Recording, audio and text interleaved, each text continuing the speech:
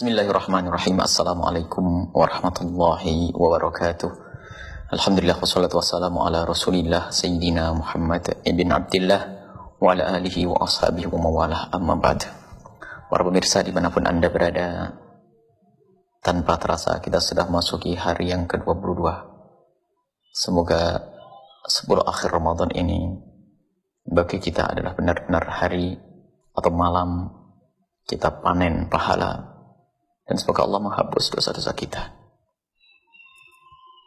Dan ada hal yang harus kita lakukan demi terhapusnya dosa tersebut, adalah agar kita banyak bertobat, memohon ampun kepada Allah Subhanahu wa Ta'ala. Dan memang bulan Ramadan bukan sekadar bulan Al-Quran, tapi juga bulan tobat.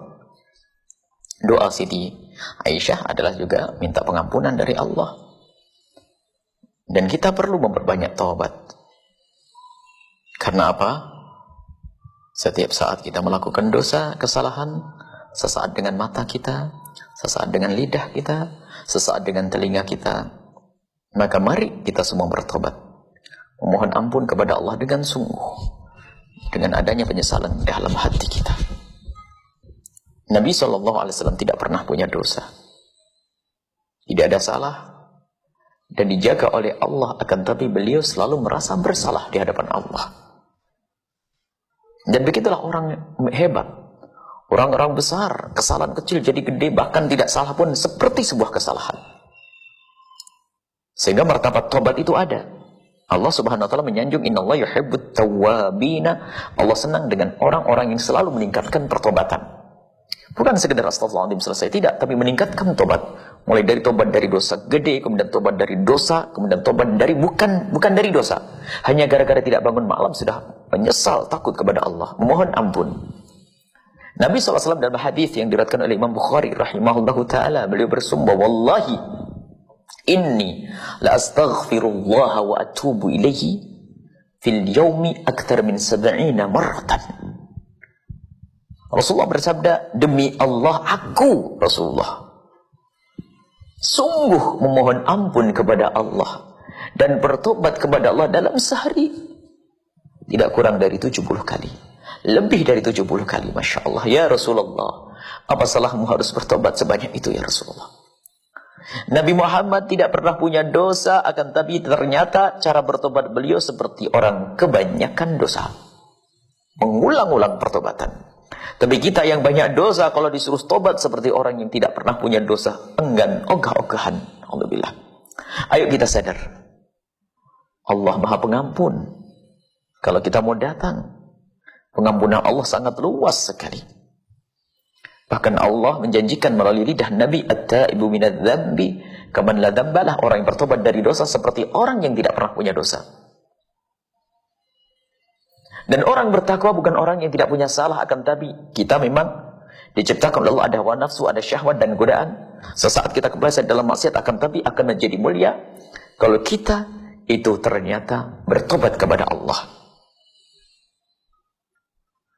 Disebutkan di dalam Al-Quran tentang orang-orang bertakwa, wasari'u ila maghfiratin min rabbikum wa jannatin 'arduha as-samawati wal ardu 'iddat lil muttaqin, surga yang disiapkan untuk orang yang bertakwa.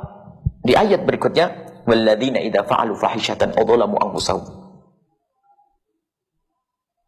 Mereka orang yang melakukan kemaksiatan, kemudian kembali kepada Allah dengan memohon ampun kepada Allah. Jadi istimewa orang bisa bertobat itu. Dan mari kita semua masuk pintu tobat. Dan untuk masuk ke pintu tobat harus ada penyesalan. Tidak ada tobat kecuali ada penyesalan.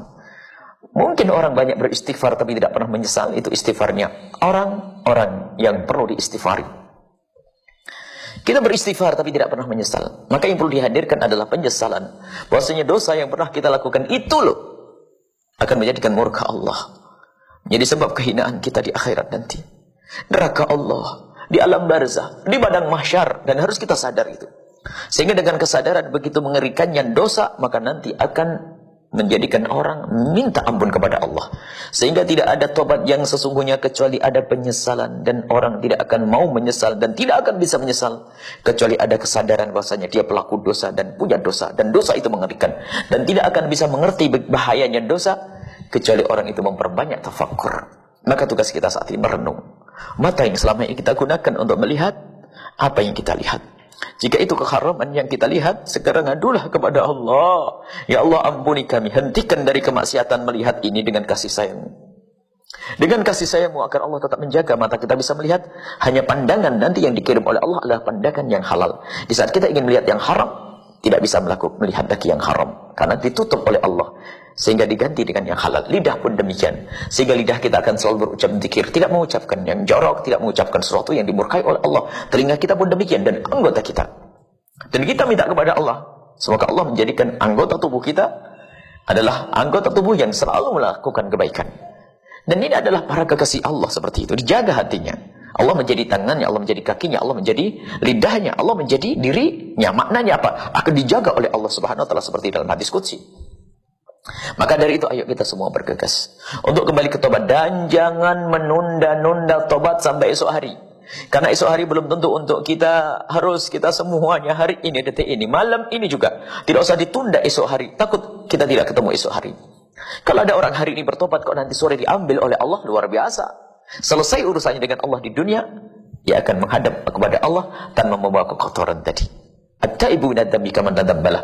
Orang yang bertobat dari dosa seperti orang yang tidak pernah punya dosa. Ayo kita semuanya kembali kepada Allah. Dan jangan sampai ada di antara kita merasa tidak bersalah. Yang tidak merasa bersalah tidak akan bertobat. Dan sungguh dosa yang sangat dosa adalah manusia berdosa tapi tidak pernah merasa berdosa. Mari kita mulai dari menyesal. Mulai dari kita merenungi dosa-dosa kita sampai kita menyesal. Lalu istighfar kita, istighfar berkualitas. Ya Allah, ampuni aku dosaku yang itu ya Allah. Semoga Allah mudahkan kita untuk bertobat. Dan semoga Allah buka pintu tobat untuk kita. Dan semoga Allah mengampuni dosa kita semua. Wallahu a'lam bishawab. Assalamualaikum warahmatullahi wabarakatuh.